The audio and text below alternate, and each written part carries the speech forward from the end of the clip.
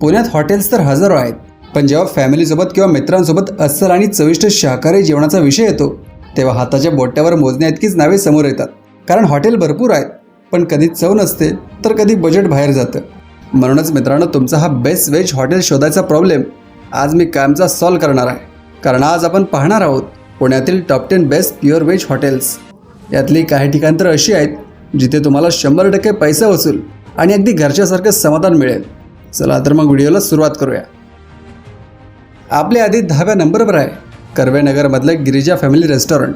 जर तुम्हाला तुमच्या फॅमिलीसोबत एकदम निवांत आणि शांत वातावरणात जेवायचं असेल तर गिरिजा हॉटेल हा एक उत्तम पर्याय आहे.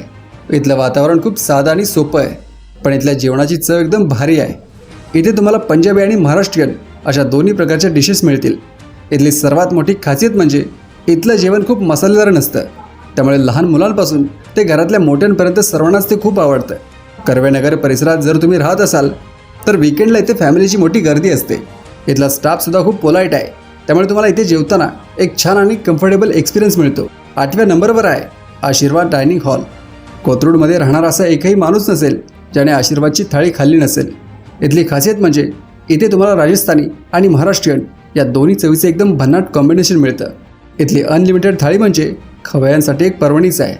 तुम्ही पोटभर जेवू शकता आणि विशेष म्हणजे इथले गोड पदार्थ जसे की जिलेबी किंवा गुलाबजाम यांची चव अगदी तोंडात रेंगाळत राहते.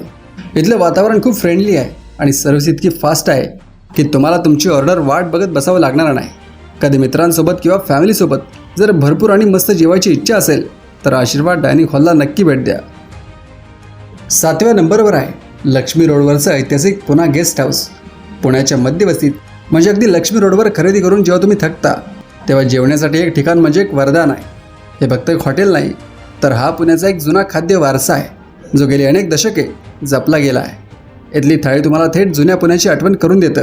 इथलं थालीपीठ, बासुंदी आणि अस्सल पुणेरी आमटी म्हणजे एकदम भारी विषय आहे.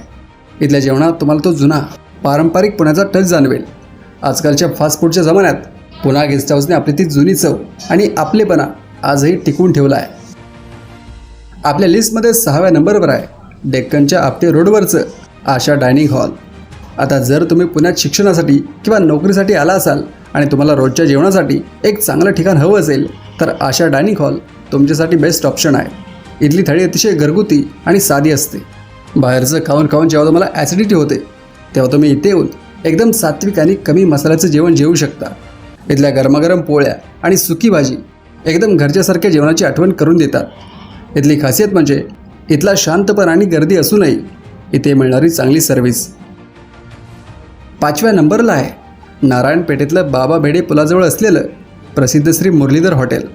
नारायणपेठ, सदाशिवपेठ या भागात राहणाऱ्या विद्यार्थ्यांचा आणि नोकरदार वर्गाचा हा एक अत्यंत जिव्हाळ्याचा विषय आहे.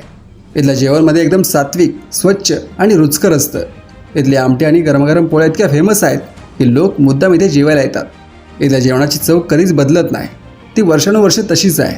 दुपारच्या वेळेस तर इथे खूप गर्दी असते, पण तरी इथला स्टाफ प्रत्येकाला व्यवस्थित अटेंड करतो. मुरलीधर हॉटेलची अजून एक खासियत म्हणजे इथले दर खिशाला परवडणारे आहेत आणि जेवण एकदम भारी आहे. त्यामुळे बजेटमध्ये उत्तम आणि घरगुती जेवण हवं असेल तर मुरलीधर हॉटेलचा पर्याय नक्की लक्षात ठेवा. 4थ्या नंबरवर आहे सदाशिव पेठेतला टिळक रोडवरचं बादशाही बोर्डिंग हाऊस. नावाप्रमाणेच अस्सल पुणेरी जेवणाच्या बाबतीत हे खऱ्या अर्थाने बादशाह आहे. हे ठिकाण पुण्यातील सर्वात जुने आणि प्रसिद्ध भोजनालयांपैकी एक आहे. तुम्हाला जर फॅन्सी डेकोरांपेक्षा फक्त आणि फक्त जेवणाच्या चवीवर लक्ष केंद्रित करायचं असेल तर बादशाहीला पर्याय नाही. इथे जेवायला बसल्यावर तुम्हाला वाटेल की तुम्ही एखाद्या जुन्या वाड्यात पंक्तीला बसला आहात. इथलं जेवण साधं असतं, सुटसुटीत असतं, पण चवीला मात्र तोड नसते.